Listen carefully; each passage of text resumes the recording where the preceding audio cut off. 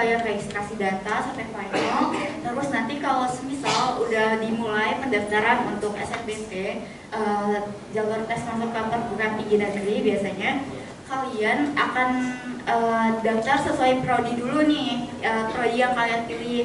Kalian bisa mau prodi apa, kalian masukin dulu pilihannya. Dan di laman SNPMB itu kalian bisa milih 4 jurusan. Kalau saya kemarin itu ada 4 juga, 4 prodi juga yang saya pengen, tapi kampusnya beda-beda.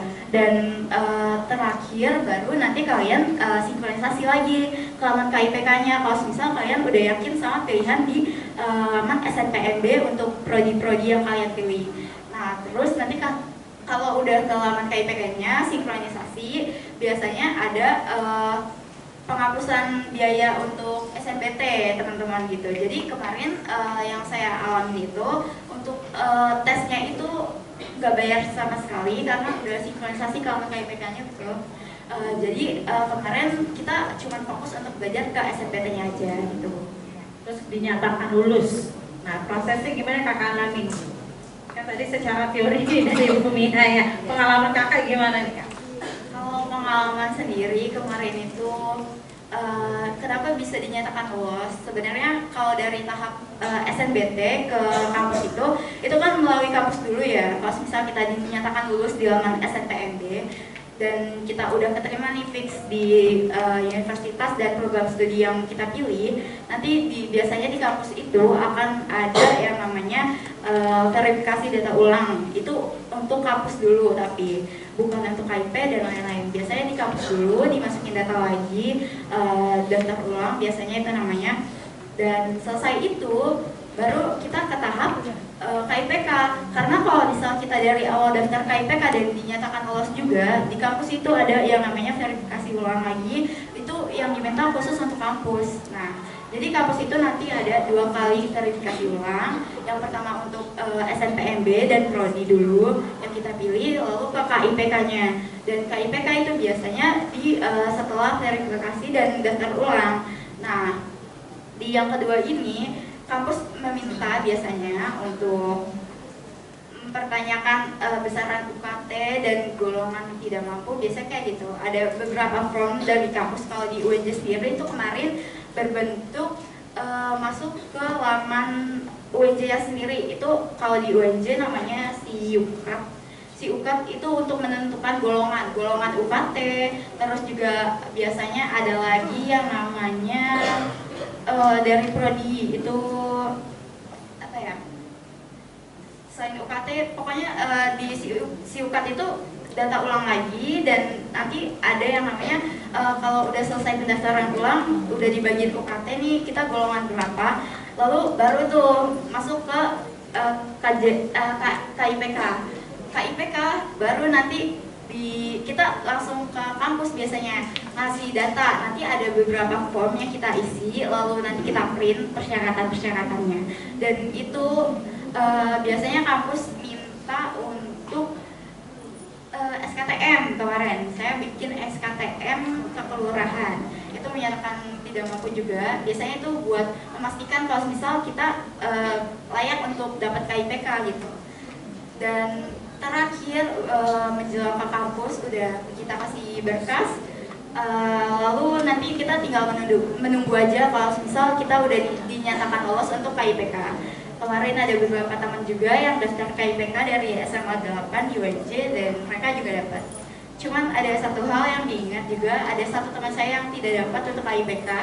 Yang diingatkan lagi kalau misal ada persyaratan gitu, dari mulai daya listrik, rumah, terus tagihan listrik, itu sangat dilihat juga dari beberapa kampus juga. Kemarin ada teman saya itu yang nggak dapat itu untuk daya listriknya terlalu besar besarannya, jadi itu dia tidak dapat. Berarti kalau gitu ketika sudah dinyatakan lolos masih ada verifikasi Bapak Ibu. Tapi nggak usah bingung, KIPK nggak lolos kemana? Ada KJMU. Masih ada solusi. Jadi nggak usah pusing. Kenapa saya berani bicara begitu? Kebetulan saya punya keponakan dua-duanya satu penerima KJMU si kakak, yang kedua KIPK. Kenapa saya bilang kalau KIPK nggak terima KJMU? Pertama si kakak awalnya KIPK, dia mencoba tapi nggak lolos jalur SNBP, nggak lolos SNBT, nggak lolos yang jalur mandiri berdasar KIPK. Ada di UIN itu namanya mandiri tes. Akhirnya dia lolos, terus kemana? Nggak usah khawatir ya, saya guru BK, sekolahnya juga bisa komunikasi. Disarankan ya sudah KJMU. Alhamdulillah kemarin minggu lalu sudah wisuda. Alhamdulillah, terima kasih Bapak Ibu bantuan semuanya. Jadi nggak usah khawatir Bapak Ibu. Verifikasi aduh nggak lolos seperti tadi, masih ada KJMU. Oke Bapak Ibu. Oke, kita plus dulu untuk KID. Oke, KID boleh silakan duduk kembali. Intinya KID, motivasi ya KID. Boleh sedikit kalimat untuk adik-adik semuanya nih, gimana? Jangan mau kalah, bisa kok kuliah. Bagaimana ya? Iya. Oke. Jadi teman-teman, ingatkan lagi, kalian jangan pantang menyerah. Kalian harus belajar juga, persiapkan juga untuk kalau misalnya dapat SNBP, gunakan sebaik-baiknya, pilih prodi yang benar-benar kalian suka. Untuk SNBT kalian persiapin lagi kalau misal ada tambahan-tambahan bimbel dan ada kegiatan di sekolah yang buat latihan-latihan pembelajaran untuk persiapan SNBT, gunakan dengan sebaik-baiknya. Karena dari saya sendiri, saya tidak ikut bimbel sama sekali, tapi saya hanya memanfaatkan beberapa kesempatan dari sekolah untuk belajar persiapan SNBT itu sendiri. Jadi teman-teman, gunakan waktu sebaik-baiknya karena dikit lagi kalian tuh akan pendaftaran juga di tahun depan. Jadi siapin lagi mental kalian untuk belajar lagi lah intinya untuk persiapan tahun depan, dan kalian harus pilih juga prodi yang kalian suka supaya kalian nggak tenggelam di tengah jalan juga gitu. Terima kasih. Oke, baik, kita kasih closing. Baik, terima kasih Kak Indi, terima kasih Bapak Ibu narasumber kita. Mungkin ada yang mau bertanya Bapak Ibu? Atau adik-adik yang mau bertanya? Monggo silakan, atau saya dulu yang bertanya. Maaf Bapak Ibu, izin bertanya. Ini yang sering dialami atau ditanyakan anak-anak kami guru para BK gitu ya, para guru BK. Salah satunya ketika mencoba kan di awal, kalau misalnya KIPK itu kan di bulan Februari ya, biasanya beririsan dengan SNBP. Sama, kemarin kita ada kejadian anak kita itu, kita sudah ngomong, ayo daftar KIPK dulu, nanti ada di dalam KIPK itu pilihan jalur masuk kuliah, diawali dengan SNBP, SNBT, mandiri ataupun swasta. Kalau kita mulai tahap SNBP, maka yang bisa kita klik adalah SNBP dulu. Ada anak kami tidak mengikuti itu, dia langsung membuka SNBP. Ketika di SNBP sudah oke, terus dia membuka KIPK, ini tidak terdaftar Bapak Ibu. Jadi seperti yang tadi pengalaman Kak ini dan sudah dijelaskan, harus kita dulu dari KIPK menyatakan bahwa saya mau meminta bantuan jalur ini. Terus kedua, nanti kalau sudah di jalur SNBP, baru membuka SNBT seperti itu. Nah pertanyaannya, ketika berproses pengisian biodata, mereka selalu mengalami kendala foto. Foto itu kan suka diminta foto anggota keluarga yang ditanggung. Nah ini gimana kalau misalnya ada kakaknya kuliah di luar kota, fotonya seperti apa? Itu pertama. Yang kedua tentang alamat. Nah KTP kakak dengan tempat tinggal berbeda, mohon izin, mungkin kita kontrak pindah-pindah. Nah itu seperti apa? Dan yang terakhir, selalu kita pertanyakan adalah selalu ada pengisian sertifikat. Sertifikat ini apakah boleh hanya seminar? Karena kami di SMA 8 alhamdulillah kita punya program tesis ya, itu ke penelitian ilmiah anak-anak, tapi sertifikat dari sekolah apakah itu bisa dipakai? Nah itu yang untuk ya KIPK. Untuk KJMU, nah KJMU biasa kita berbayar dulu ya Ibu ya, kita berbayar dulu baru nanti diakomodir oleh KJMU. Pertanyaannya, itu kan berarti rekening itu berganti. Apakah ketika kita berarti kan pada dasarnya KJMU itu kan sama dengan program KIP, pendaftarannya dengan sama jadwalnya dengan KIP.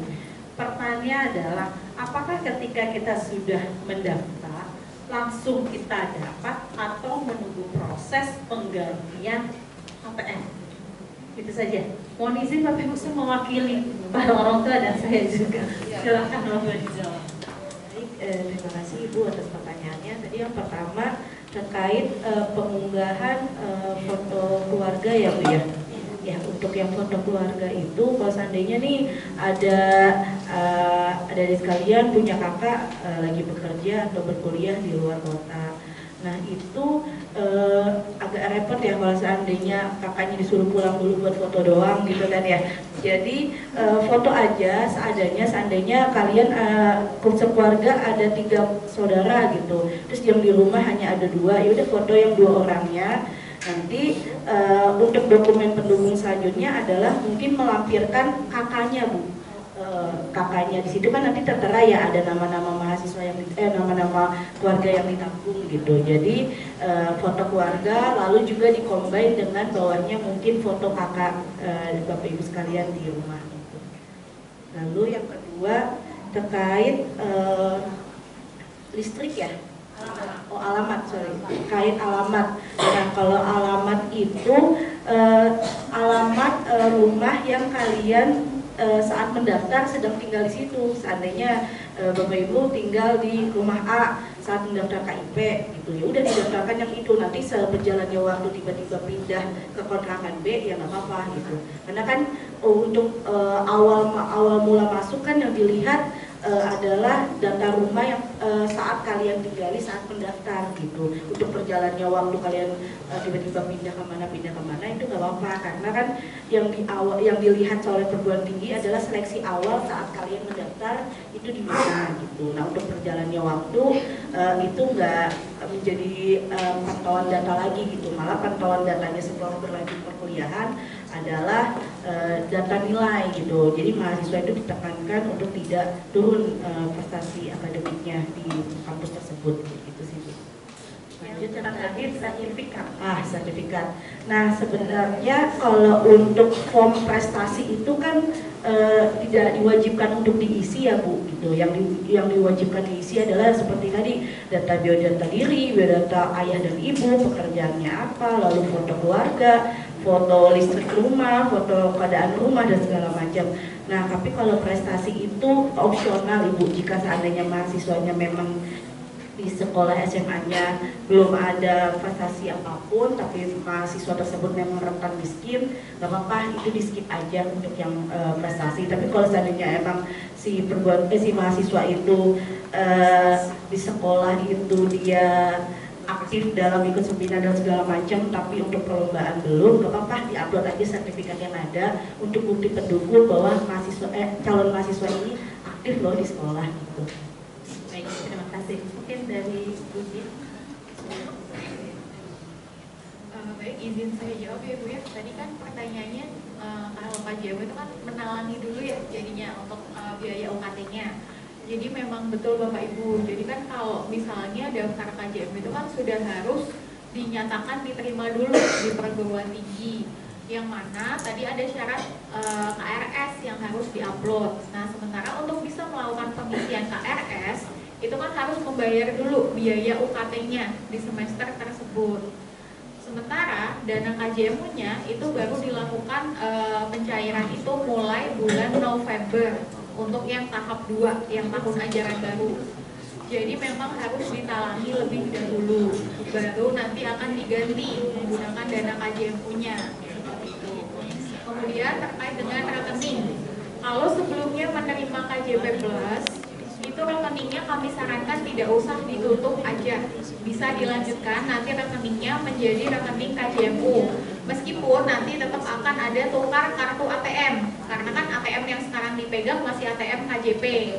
Jadi mekanismenya nanti kalau misalnya ditetapkan menjadi penerima, tinggal menunggu undangan tukar kartu ATM-nya saja. Nah setelah kartu ATM-nya ditukar, baru nanti akan dicairkan dana KJMU-nya, seperti itu.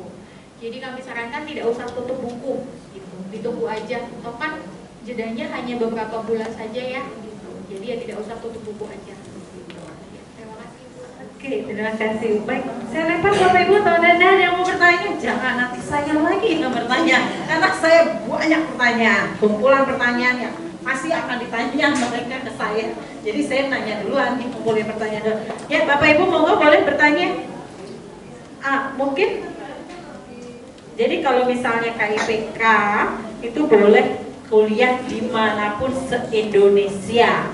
Pendaftaran hanya sekali seumur kuliah, bukan seumur hidup ya, seumur kuliah, selama kuliah 4 tahun. Tapi kalau KJU sama seperti KJP, perbaikan setiap bulan. Dan mungkin tambahan informasi ya Bapak Ibu yang saya tahu, kalau KIPK itu di kampus biasanya mahasiswa ini punya perkumpulan, ya kan, KJU juga. Kalau KIPK kami suka diundang dari mahasiswa UPN. UPN itu suka mengadakan sosialisasi, dan biasanya karena saya dulu BK mereka, Catur ayo dong ngajak anak adik-adik kami mengulang kembali, mereview kembali ini. Nanti mereka akan diarahkan lagi ke pengatas. Kalau KJU, mohon izin Bapak Ibu, itu namanya juga dana sosial. Mahasiswanya pun dilatih untuk berjiwa sosial. Jadi akan ada yang namanya nanti mereka bakti sosial per semester kalau nggak salah itu. Ya, bakti sosial per semester. Nggak mahal Bapak Ibu, pengabdian masyarakat ya namanya. Pengabdian masyarakat. Oke, pengabdian masyarakat nggak mahal. Ponakan saya dulu hanya per semester itu 20 kotak box makan ke warga sekitar yang ditentukan oleh KOP. Jadi dari kampusnya, oh kamu rumahnya wilayah Jatinegara, nanti sesama Jatinegara, kampus-kampus berbeda kasih makan per kita masing-masing, menyiapkan 20 box. Jadi sama-sama saling berbagi sosial. Mereka dapat dana sosial, mereka pun belajar untuk bersosial pada masyarakat. Boleh izin Ya, boleh, Mbak. Ya, baik Bapak Ibu dan adik-adik sekalian, untuk kegiatan yang menjadi kewajiban bagi penerima KJMU, salah satunya adalah pengabdian masyarakat. Sebetulnya untuk pengabdian masyarakat itu kegiatannya tidak dibatasi, tapi mungkin salah satu contohnya dari tadi yang keponakannya Ibu Catur adalah membagikan nasi box kepada warga sekitar. Tapi ada juga dari kampus-kampus lain yang kegiatannya itu mereka memberikan semacam les bahasa Inggris gratis kepada daerah yang ada di dekat rumahnya. Ataupun bisa juga saat kemarin di JIS, di Jakarta International Stadium, baru ada acara, mereka mengadakan acara kegiatan membersihkan JIS. Jadi sebenarnya kegiatannya bisa macam-macam. Atau kayak kemarin sedang periode pandemi COVID, mereka membagi-bagikan masker dan juga hand sanitizer kepada warga atau juga kepada tempat keramaian seperti itu. Jadi sebenarnya untuk kegiatan pengabdian masyarakat ini dikembalikan lagi kepada penerimanya. Monggo saja berkreasi mau melakukan kegiatan apa yang sekiranya bisa bermanfaat bagi masyarakat, bagi warga sekitarnya. Seperti itu. Terima kasih. Oke, baik, terima kasih Bu Dia. Ada yang mau bertanya Bapak? Pak, saya penuh pertanyaan loh. Masa saya yang harus ngasih kertas, Bapak Ibu nanyain dong, agak gitu ya. Oke, mungkin ada yang mau bertanya? Ayo, ragu-ragu nanti bingung. Iya, Ibu. Ibu dulu boleh ya? Monggo Ibu silakan. Ibu izin. Ya, Mungkin boleh saya tambahkan sedikit boleh, terkait boleh. dengan komunitas tadi. Jadi untuk penerima KJMU Bapak Ibu, biasanya di kampus masing-masing itu juga ada komunitasnya. Biasanya tergabung dalam grup WA lintas angkatan. Nah biasanya kami lebih banyak dari P4OP itu berkoordinasinya dengan koordinator mahasiswa yang ada di kampus masing-masing. Jadi nanti dari koordinator mahasiswa ini akan meneruskan bila mana ada info-info penting. Seperti misalnya info distribusi ATM dan buku tabungan. Nanti akan di-share lewat situ. Meskipun bisa juga dilakukan pengecekan secara mandiri. Atau misalnya ada info terkait dengan pendaftaran atau info terkait dengan pengabdian masyarakat, itu juga biasanya akan di-share melalui koordinator mahasiswa dan juga melalui PIC atau biasanya staf kemahasiswaan atau staf bagian akademik dari kampus masing-masing. Nah seringnya ya Bapak Ibu mohon mulai ditanamkan dan juga adik-adik ini mulai ditanamkan juga bahwa sudah jadi mahasiswa harus lebih mandiri, harus lebih kritis terhadap informasi. Karena tuh kadang-kadang ada pengaduan datang ke kami, yang datang Bapak Ibunya, bukan mahasiswanya, bilangnya tidak terinfo. Loh kan ini tuh sudah mahasiswa, harusnya sudah lebih kreatif lagi dan kritis mencari info-info. Karena kan saya yakin semuanya sudah pegang smartphone. Wifi di kampus pasti ada. Itu tuh akses informasi harusnya sudah lebih mudah gitu. Jadi ketika ada yang datang pengaduan ke kami, tapi saya nggak terinfo, anak saya bilangnya nggak terinfo kalau misalnya ada pendaftaran, jadi kelewat nih pendaftaran KJMU-nya, mohon-mohon minta dibukakan, ya mohon maaf tidak bisa, kan timeline-nya harus tetap dijalankan ya supaya pencairan dananya tidak mundur. Nah contoh-contoh seperti ini Bapak Ibu adik-adik sekalian, mohon mulai ditanamkan, sudah menjadi mahasiswa harus lebih kreatif, harus lebih mandiri, dan juga harus lebih kritis terhadap info-info yang beredar. Terima kasih Bapak Ibu. Oke, baik. Ibu, sebentar yang Bapak Ibu dulu. Ya. Boleh Ibu maju sama Dede mungkin ya. Sedikit pertanyaan tadi kan terkait dari yang ada itu katanya temannya ada yang terhalang karena listriknya wattnya itu standar minimal standar ada standar berapa yang bisa di untuk daya listrik batasannya maksimal daya listrik berapa untuk pengajuan KIPK. Nah, bagaimana kalau untuk rumah yang ada rumah tangga yang menumpang keluarga, yang mungkin ada beberapa keluarga tinggal di sana dan pastinya akan daya besar listriknya ya. Seperti keluarga saya kan kami rumah tua yang dihuni beberapa keluarga, otomatis dayanya pasti akan lebih besar karena nggak mungkin daya listrik kecil gitu kan. Nah, bagaimana dengan kasus seperti tersebut seperti itu gitu? Apakah nanti akan terhambat dengan daya listrik yang mungkin kalau untuk pribadi nggak akan pemakaian mungkin nggak akan besar, tapi karena memang standar satu rumah itu memang besar. Gitu. Terima kasih. Kolektif gitu ya. Iya betul. Oke, baik. Bisa langsung jawab Ibu? Oh boleh, langsung jawab. Baik, mohon izin saya langsung menjawab pertanyaan dari Ibu ini terkait listrik ya Bu ya. Untuk batasannya itu biasanya dari 400 sampai 900.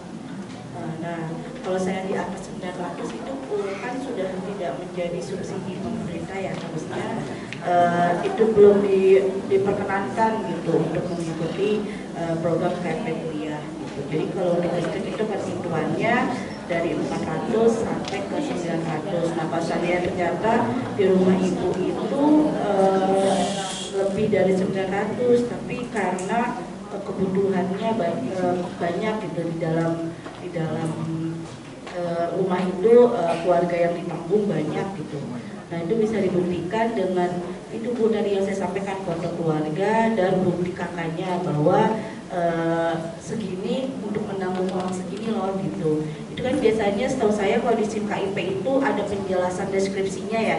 Nah, itu bisa diceritakan di sistem tersebut bagaimana kenapa listriknya seperti ini. Tapi untuk saya sih juga baru tahu gitu ya Bu ya, kalau ternyata pendaftar KIP ini ada terkendala terkait pengisian daya listrik ini gitu. Karena kalau di kami lebih seringnya ya terkait akun dan segala macamnya seperti itu. Karena memang kalau listrik sudah tidak jarang 900 ya Bu, karena pemerintah kan sudah mengganti dari pembayar listrik pasca menjadi token gitu ya. Sedangkan merubah ke token itu tidak ada yang 900, semua minimal 1.300. Jadi mungkin solusinya adalah Bapak Ibu boleh mungkin tentang surat keterangan RT RW yang bahwa menyatakan satu rumah itu menanggung berapa banyak orang dan dijelaskan di dalam deskripsi itu. Iya betul. Karena pada dasarnya nanti akan ada survei ya Bapak Ibu ya. Nah ini yang izin keponakan saya ketika KIPK itu yang datang adalah dari kelurahan dan kebetulan ke PRT. Dia survei tidak ke rumah. Mereka itu surveinya langsung ke tetangga sekitar atau aparat RT. Nah, itu waktu itu keponakan saya, Pak RT-nya, Bu RT-nya datang, ya kami juga satu rumah itu tidak satu kepala keluarga, kita ada 3 kepala keluarga dalam satu rumah. Sehingga yang perlu kita dekati adalah Pak RT dan Dasar Wisma, Bapak Ibu. Jadi ketika keponakan saya nyaris tidak bisa karena dibilang gasnya 12 kilo, dulu bilangnya begitu. Terus sampai Bu RT gini, hei 12 kilo satu rumah itu berapa kakak, tolong deh Mbak, please deh, udah setuin aja anak yatim, udah kita harus PDKT. Jadi gitu. Nah di dalam KIPK-nya ya dijelaskan bahwa kita listrik sekian, ini sekian karena kondisi adalah seperti itu. Tapi Bapak Ibu nggak usah khawatir, masih anak aja. Oke. Mungkin ada tambahan lagi Bu Mia atau Pak Tri? Kalau dari saya sih seperti itu ya Bu. Jadi kalau seandainya nanti ketemu dalam karena seyogyanya isi aja data yang sebenarnya ada di sistem gitu kan. Nanti endingnya juga perguruan tinggi itu akan melakukan seleksi dengan wawancara langsung ke mahasiswa dan survei seperti yang tadi Ibu sampaikan gitu. Jadi kalau memang keadaannya memang memperhatikan, insya Allah perguruan tinggi juga memahami seperti itu sih.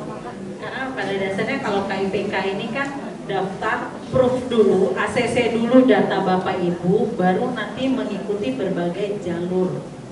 Jadi tahu tidaknya ini tidak di ACC nanti ketika pengisian pertama di web. Kalaupun akhirnya tidak bisa, masih ada kajian umum. Oke, gimana Ibu? Bisa dipertimbangkan nanti ya untuk tahap berikutnya. Next, ya silakan.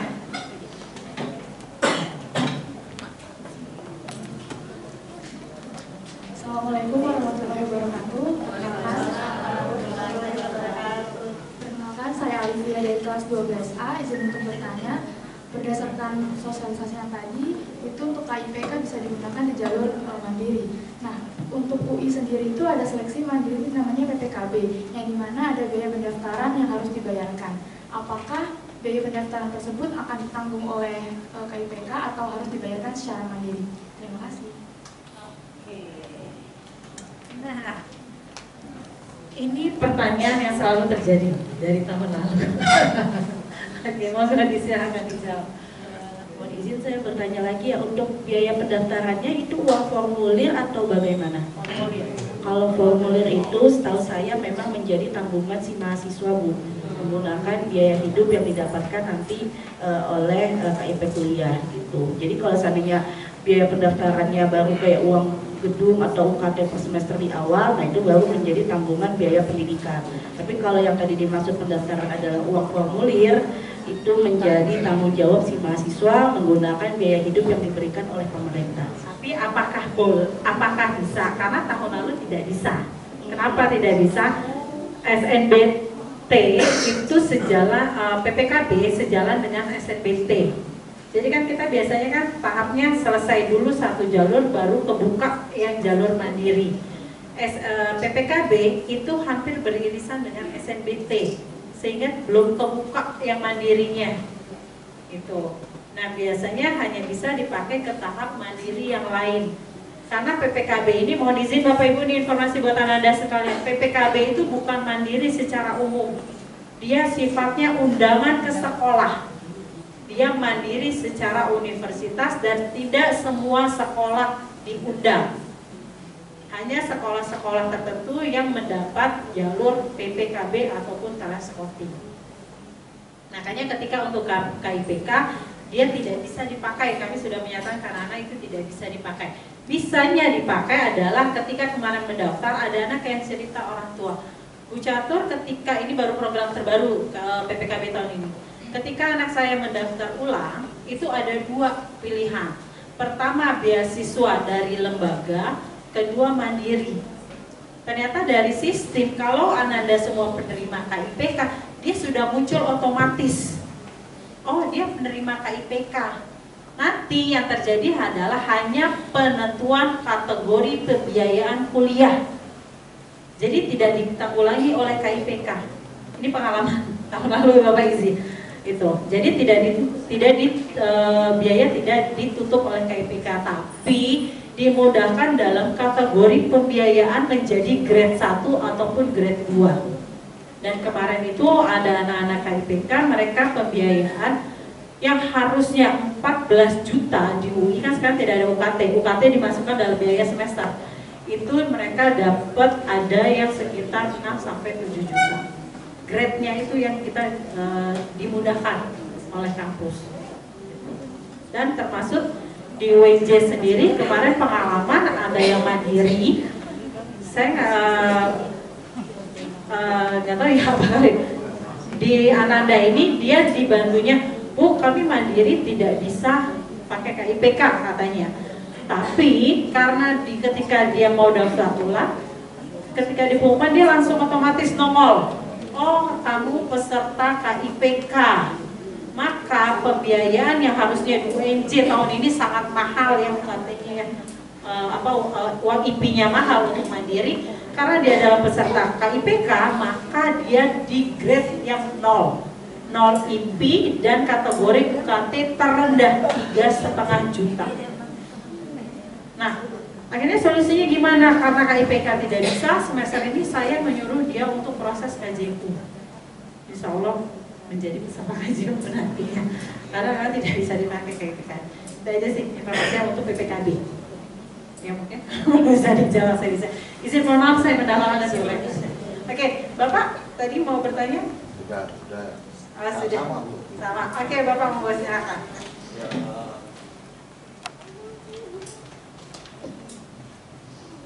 saya mau bertanya, ini kan dari program-program kayak gini kan ke universitas, tapi udah connect lah istilahnya, karena ini program pemerintah. Seandainya ada yang tidak diterima di universitas negeri, tapi dia mau kerjakan di swasta, apa programnya, apa prosedurnya itu sama? Karena kan tidak semua swasta itu connect langsung dengan program pemerintah.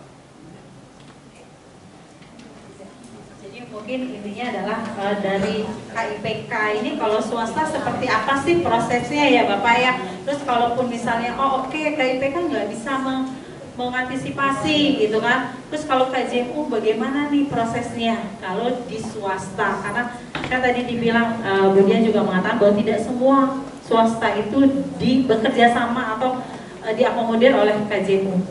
Silakan Pak. Baik, terima kasih Pak atas pertanyaannya. Jadi kalau mahasiswa yang tidak lulus di PTN begitu ya, tetap bisa kalau untuk KIP ya Pak, itu tetap bisa untuk mendaftar KIP untuk PTS begitu ya. Nah, adapun memang tidak semua PTS kami berikan kuotanya gitu ya. Tapi cukup banyak di DKI Jakarta sendiri, kami mungkin lebih dari 120 PTS kami berikan kuota dari 261 PTS gitu ya di Jakarta Pak. Nah, kenapa tidak semuanya? Karena kami dari LLDT Wilayah 3 sudah punya petanya Pak. Pada prinsipnya begini Pak, mahasiswa KIP itu kan mahasiswa negara yang kami titipkan di perguruan tinggi ya, entah itu swasta ataupun negeri. Tentu kami ingin mahasiswa tersebut kuliah di tempat yang terbaik begitu ya.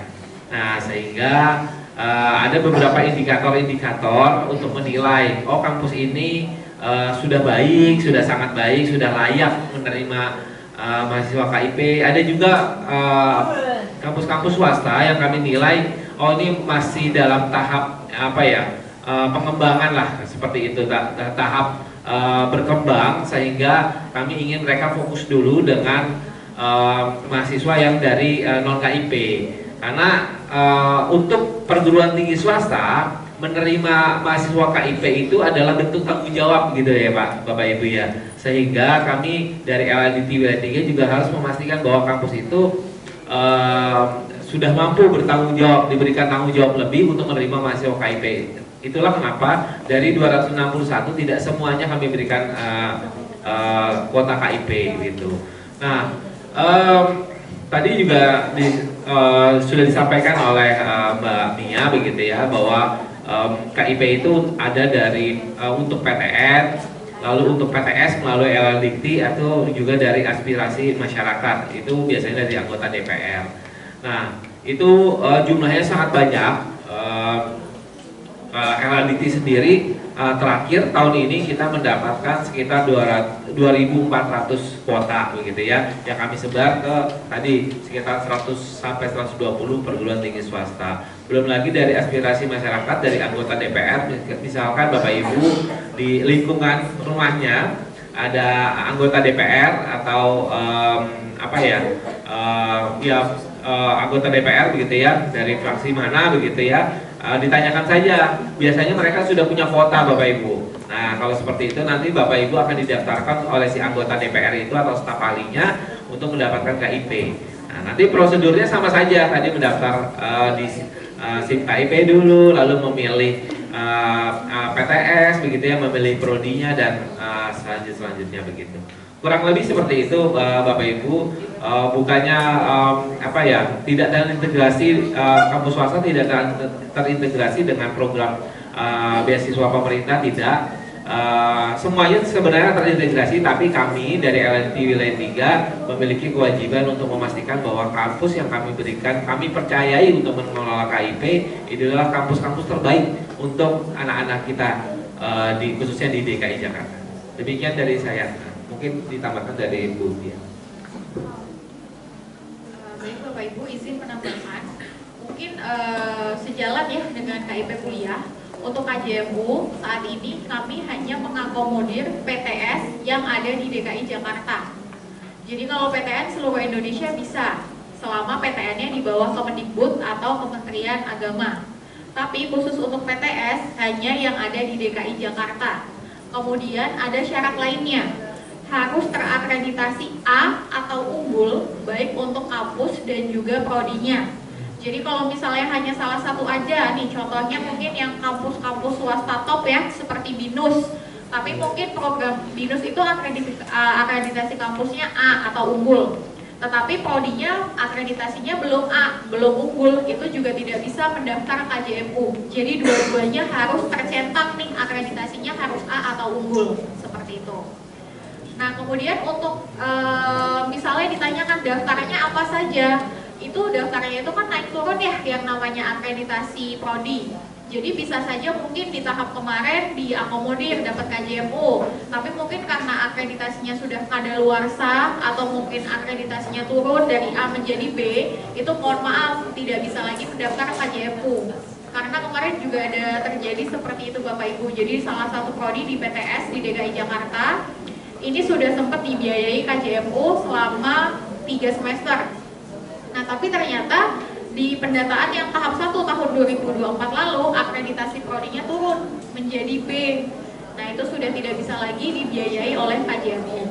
Seperti itu. Ya, terima kasih Bapak Ibu.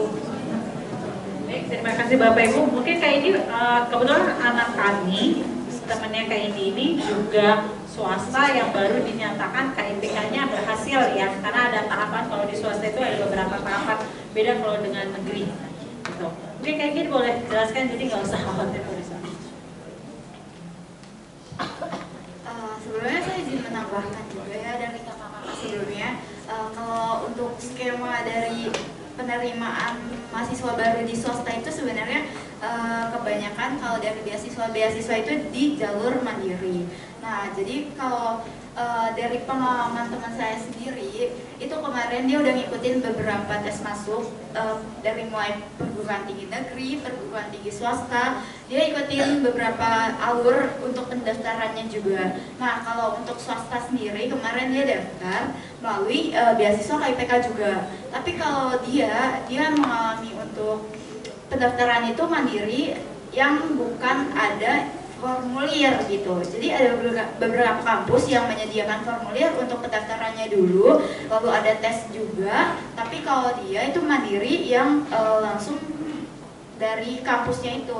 Jadi di kampusnya itu tidak menyediakan untuk tesnya. Jadi dia hanya untuk sinkronisasi pendaftaran mandiri di laman KIP saja. Jadi dia cuma memasukkan pilihan kampus dan pilihan prodi di laman KIP. Lalu nanti dari pihak kampus biasanya ada penyeleksian dulu. Nah kebetulan dari kampus tersebut ada penyisihan juga untuk beberapa yang layak atau tidak. Nah termasuk teman saya ini, dia mengambil prodi teknik industri, dan teman-teman tahu kalau teknik itu juga susah kan untuk masuk. Dan kebetulan kemarin untuk KIP-nya ternyata dinyatakan lolos dari kampus, dan itu swasta. Jadi untuk saya sendiri, kampus swasta itu tidak menutup kemungkinan. Jadi banyak juga kampus-kampus yang menyediakan beberapa slot atau buat teman-teman yang daftar juga di swasta. Jadi swasta itu menyediakan sesuai kapasitasnya untuk mahasiswa-mahasiswa baru dalam bentuk beasiswa ini. Jadi jangan khawatir juga untuk daftar, karena mandiri itu banyak jalannya juga, dari mulai tes maupun tidak. Biasanya ada kebijakan-kebijakan dari tergantung kampus itu sendiri gitu. Oh ya, kalau untuk proses dari yang pengisian di pemilihan prodi, pemilihan kampus itu di laman KIP saja. Jadi tidak ada tes. Kalau di kampus itu sendiri tidak ada tes, berarti nggak usah ikut tes gitu. Kalau misalkan ada tes, berarti ikut tes dulu. Nah nanti baru dinyatakan lolos atau tidak itu belakangan. Nah tapi kalau dari pengalaman teman saya yang kemarin itu dia tidak ada tes untuk memasukkan prodi dan univ itu di laman KIP saja, terus ada nanti wawancara, dan wawancaranya itu dia baru keterima informasi di hari kemarin bahwa dia dinyatakan lolos dan ada wawancara di hari Selasa nanti itu teman-teman. Jadi nanti bakal dilanjut lagi untuk pihak kampus, biasanya langsung menyediakan untuk KTM, Almed dan lain-lain kalau dari swasta ya. Ya ini informasi aja buat teman-teman. Ini kampusnya ini namanya Universitas Tarumanegara. Kalau tahu ya teman-teman, itu dia juga unggul prodinya dan juga Univnya juga terkenal juga. Mungkin bisa jadi inspirasi juga universitasnya, bisa teman-teman ikutin juga. Terima kasih Kak Indi. Jadi Bapak Ibu boleh di swasta, toh ketika di laman web, makanya sekali lagi tadi kan sudah diingatkan, ketika kita mendaftar harus email yang aktif ya anak-anak semua. Maaf nih, tahun lalu ada ibu email saya udah aktif, derita. Bukannya apa saya jadi marah, kan saya sudah sampaikan, ayo email aktif. Jangan pernah lupa password, karena kan pasti ada passwordnya. Bu saya lupa loh, kalau kamu lupa apalagi saya, ya kan? Kan yang ngisi kalian, nggak konfirmasi ke saya, gitu loh. Kalau sudah ngisi, harap sampaikan kepada orang tua. Bapak Ibu nih, screenshot sama kalian. Username, password, minimal orang tua juga pegang. Jadi ketika kamu lupa, orang tua tahu. Tuh, kalau perlu ngisi barengan, ya. Nah, ini jadi kalau di swasta sama ketika kita memilih mandiri atau swasta, buka webnya dulu. Kapan penjadwalan swasta? Kita daftarkan dulu mau di swasta yang mana, apa jurusan prodinya. Ada beberapa yang tidak bisa di swasta dipakai KIPK. Kenapa? Ketika mendaftar itu tidak sinkron dengan pengisian web. Di web ngisinya, saya mau UPN, saya mau UIN misalnya, taunya daftarnya UI, yang nggak terakomodasi, karena KIPK tidak membaca. Ini yang harus kalian paham, ya. Ini harus hati-hati. Ada lagi Bapak Ibu yang bertanya? Atau saya bertanya? Ini titipan orang tua sebenarnya hari ini seperti tidak hadir. Untuk DTKS Bapak Ibu, izin. Apakah harus ada DTKS? Gitu loh. Kalau KIPK, haruskah Ananda untuk daftar ini terdaftar di DTKS? Kalau KJMU tadi sudah jelas ya, syarat utama adalah DTKS. Nah untuk KIPK sendiri bagaimana Bapak Ibu? Karena ada beberapa anak yang secara untuk KJMU dia tidak bisa. Kemarin sempat terputus karena orang tuanya harus pindah ke Bogor. Rumahnya pindah ke Bogor tapi kakaknya masih di Jakarta. Bisa nggak sih daftar KIPK? Ya. Ini bisa ditampilkan slide yang tadi ya. Bukan, yang tadi Mbak Nia tadi slide-nya. Coba di next saja. Terus.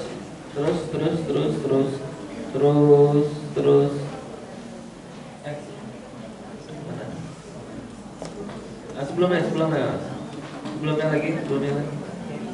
Nah ini, oke.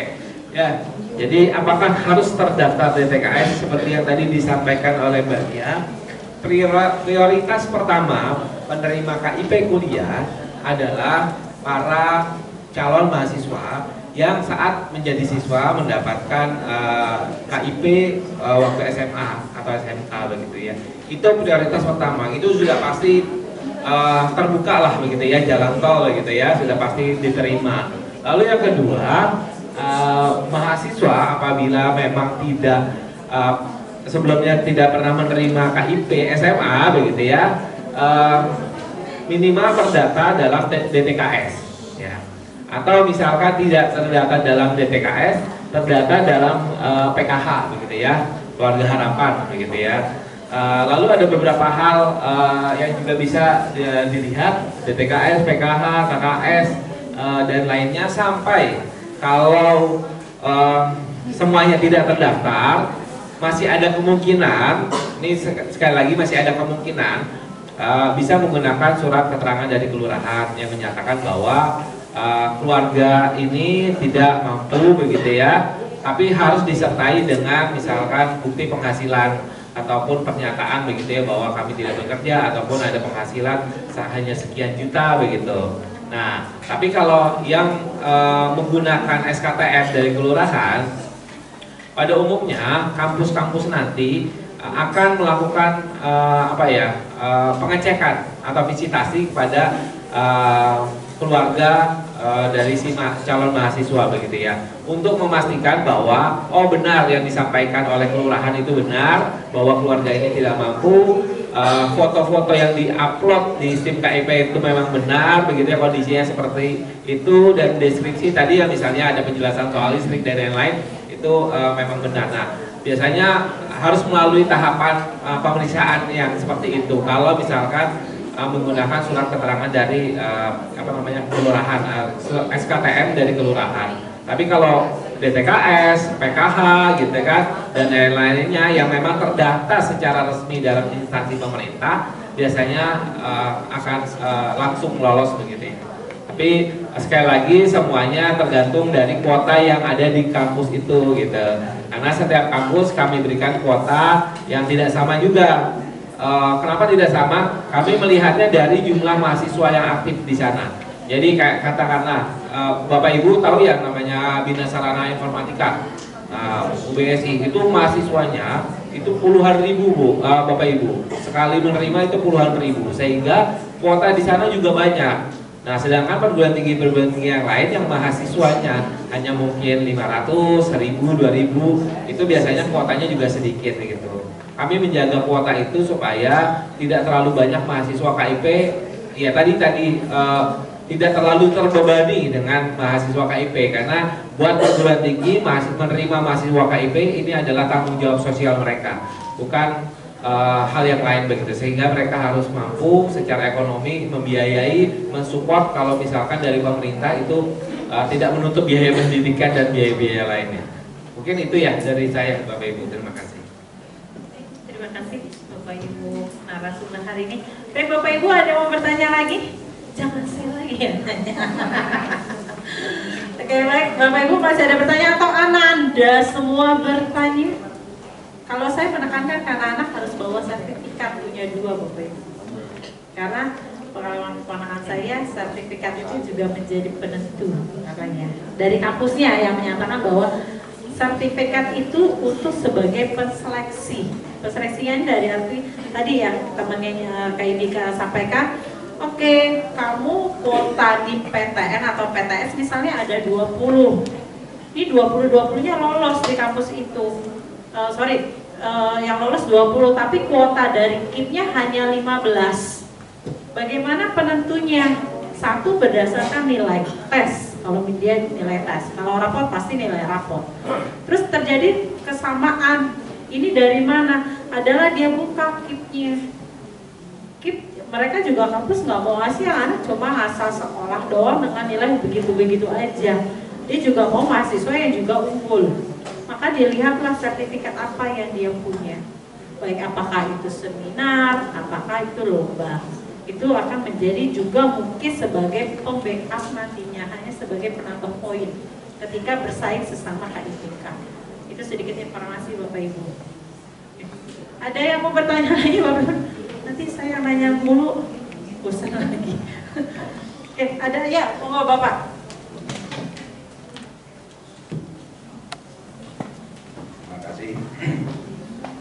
Saya langsung ke pertanyaan untuk masalah penerimaan KIP ya Pak ya. Di sini ada KIP dalam di SMA aja Pak ya.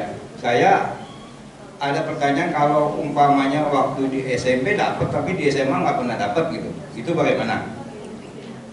KIP. Oh maaf, salah ya itu PD. Maaf. Oke, langsung ke pertanyaan yang lainnya. Ini di sini kan selain usul ini yang tadi itu ada SKF KTM. Nah, SKTM. Ini terkait dengan foto, katanya kan ada foto rumah ya, foto rumah juga salah satunya. Lalu ada juga dari kunjungan ya, nanti juga listrik termasuk. Kalau itu rumah orang tua ya, rumah orang tua yang memang dari dulu sudah permanen atau apa gitu. Mungkin ini ada salah satu dari kita yang kelihatannya kok lumayan nih rumahnya gitu. Apakah ini masih berkesempatan untuk dapat program ini, Pak? Nah, itu aja. Terima kasih.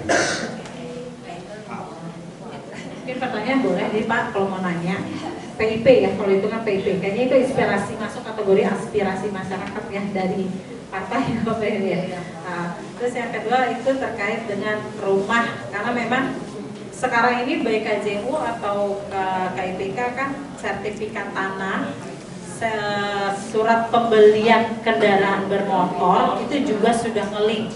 Di sini Bapak Ibu menyampaikan juga ini ada kasus pengalaman teman saya di sekolah yang lain, dia 2 semester dapat adiknya KIPK sama dengan orang saya, kakaknya KJU. Bapaknya berpikir kakaknya ini karena perempuan rawan kecelakaan, bapaknya beli mobil boleh kredit nih ceritanya. Nongol ya kan, nama PPKB ngeling, langsung tutup selesai kedua-duanya. Nah ini gimana? Terima kasih. Baik, terima kasih Bapak pertanyaannya. Jadi kalau untuk KIP yang makanya tadi penjelasan atau deskripsi itu menjadi penting ya Bapak Ibu ya, ketika Bapak Ibu bukan penerima PIP, KIP dalam SMA, Bapak Ibu belum terdaftar sebagai DTKS, PKE, PKH begitu ya. Itu menjadi penting penjelasan dalam akun atau dalam aplikasi begitu. Nah, yang dipertimbangkan oleh perguruan tinggi gitu ya, bukan hanya soal bagus tidaknya rumah begitu ya. Oh, rumahnya bagus, padahal di dalam rumah itu bisa aja terdiri dari beberapa kepala keluarga begitu ya, mungkin rumah orang tuanya di sana tinggal anak dan cucunya begitu. Maka perlu dijelaskan di bagian penjelasan atau deskripsi. Nah, ada juga pertimbangan yang sifatnya ekonomi. Misalnya begini, penghasilan orang tuanya itu di atas gimana nih, untuk yang 4 juta di atas 4 juta, tapi orang yang ditanggungnya misalnya banyak begitu ya. Jadi kalau dibagi per kepala dari penghasilan si orang tua misalkan 500.000 rupiah begitu ya per kepala begitu. Nah, itu tetap tidak bisa begitu ya. Tapi kalau misalkan pendapatan orang tuanya paling banyak 4 juta, lalu dibagi dengan anggota keluarganya yang ada di kakaknya itu, dan per kepala itu masih di bawah 750.000, itu masih bisa mendapatkan KIP kuliah begitu. Tapi kalau misalnya penghasilannya 4 juta, katakanlah 4 juta pas, ternyata di sana cuma ada 3 orang begitu ya, ayah, ibu sama anak begitu. Jadi 4 juta dibagi 3 itu kan lebih dari 750.000 per kepala begitu ya. Nah, itu yang tidak bisa menjadi mahasiswa KIP. Jadi ada perhitungan seperti itu juga Pak, bukan dari tampilan foto, bukan hanya dari tampilan rekening listrik dan lain-lain, tapi ada pertimbangan-pertimbangan yang bisa dihitung oleh perguruan tinggi dalam mereka menentukan oh ini adalah layak sebagai mahasiswa KIP atau tidak.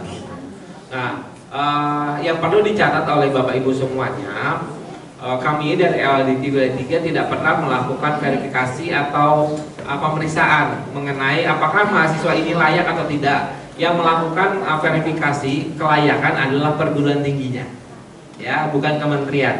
Tapi tanggung jawab memastikan bahwa mahasiswa ini layak atau tidak itu dari perguruan tinggi, bukan dari kementerian. Kami mempercayakan hal tersebut kepada perguruan tinggi untuk melakukan seleksi, makanya bisa saja mereka mendatangi kediaman Bapak Ibu semuanya untuk memastikan bahwa mahasiswa ini adalah layak dan sesuai dengan peraturan untuk mendapatkan KIP kuliah. Kira-kira seperti itu Pak kalau dari saya. Mungkin dari Bu Dian ada tambahan.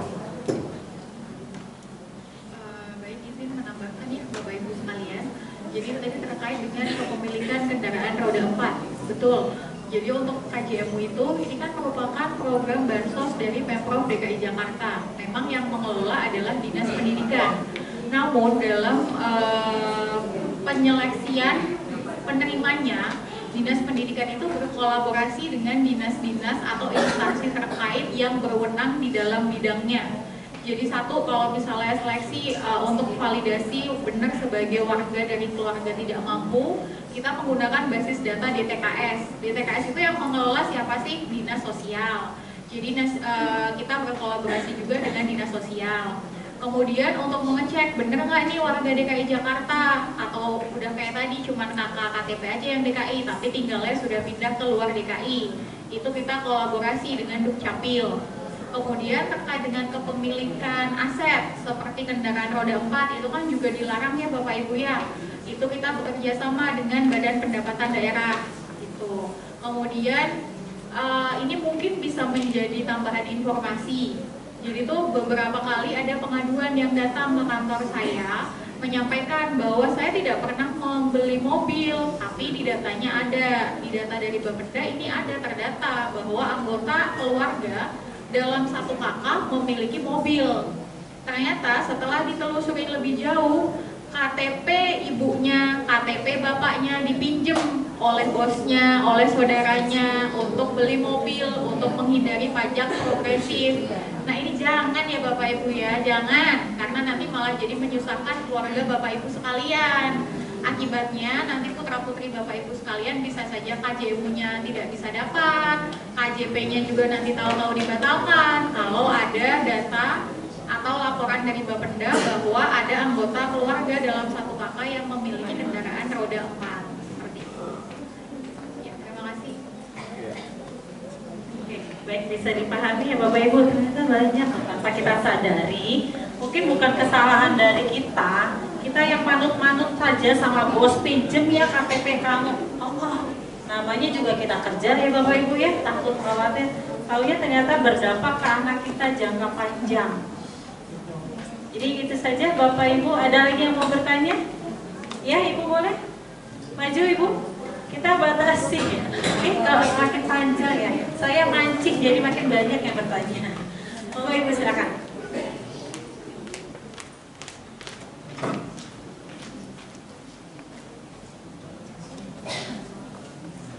Assalamualaikum warahmatullahi wabarakatuh. Ibu, saya mau bertanya, kalau untuk KIPK itu, kita itu mendaftarkan anak kita itu sebelum dia mendaftarkan kuliah atau sesudahnya, karena kan itu biayanya kan duluan ya istilahnya. Nah, setelah kita mendapatkan KIPK itu, apakah nanti misalnya itu udah kita dapatkan untuk sulusulan KJMU itu yakin akan mendapatkan atau kita sudah KJPK aja udah KIPK udah itu kita nggak dapat lagi KJMU. Terima kasih, itu aja yang kita tanya. Intinya adalah hidup pilihan ya Bu. Ya, terima kasih Bu atas pertanyaannya, mohon izin menjawab. Untuk yang tadi disampaikan, daftar ke perguruan tingginya dulu atau daftar KIP dulu, jawaban kami adalah daftar KIP-nya dulu. Jadi pastikan dulu adik-adik sekalian sudah punya akun KIP kuliah, baru nanti setelah punya akun baru bisa pilih perguruan tingginya mau kemana. Nah, nanti dari situ baru pihak perguruan tinggi biasanya akan menghubungi mahasiswa untuk melakukan wawancara atau seleksi. Nah, nanti jika lolos, mahasiswa langsung tinggal masuk tanpa ada biaya-biaya yang diminta. Mungkin biaya-biaya di awal yang diminta itu ya seperti yang tadi saya sampaikan, uang formulir dan biaya alma mater seperti itu. Nah, tadi Ibu sampaikan kalau seandainya ikut KIP, KJMU-nya gimana? Masih bisa terus atau enggak? Kalau di kami pasti harus pilih salah satu Ibu. Nah, kalau udah pilih KIP berarti KJMU-nya harus diputus karena tidak boleh double funding, karena itu adalah bantuan yang dikeluarkan oleh pemerintah. Jadi untuk penerima KIP itu syaratnya mahasiswa tidak boleh menerima beasiswa lain selain KIP kuliah. Nah, mungkin untuk terkait KJMU-nya akan dijelaskan oleh Ibu dari pihak KJMU. Baik Ibu, izin menambahkan ya.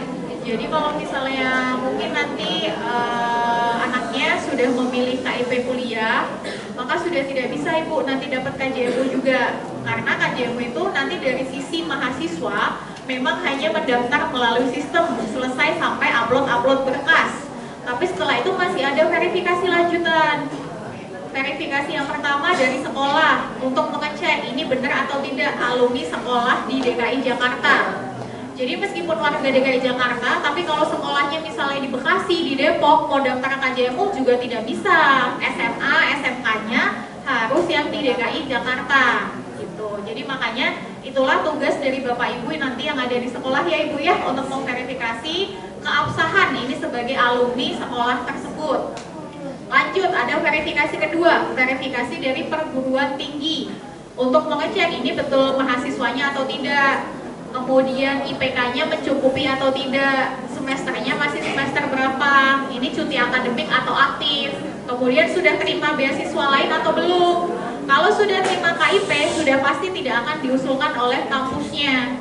Karena kampus kan juga pasti maunya membagi rata ya Ibu ya, tidak semuanya satu anak dapat KIP, dapat KJMU, dapat beasiswa lain, swasta juga enggak. Biasanya dari kampus itu berdasarkan pengalaman kami, kalau sharing dengan kampus itu juga bagi-bagi kuota beasiswanya. Jadi kalau udah KIP ya KIP, kalau sudah dapat KJMU ya KJMU, barangkali ada beasiswa dari swasta, dari perusahaan swasta pun itu juga dibagi-bagi, tidak akan ibaratnya tidak akan satu anak dapat lebih dari satu gitu.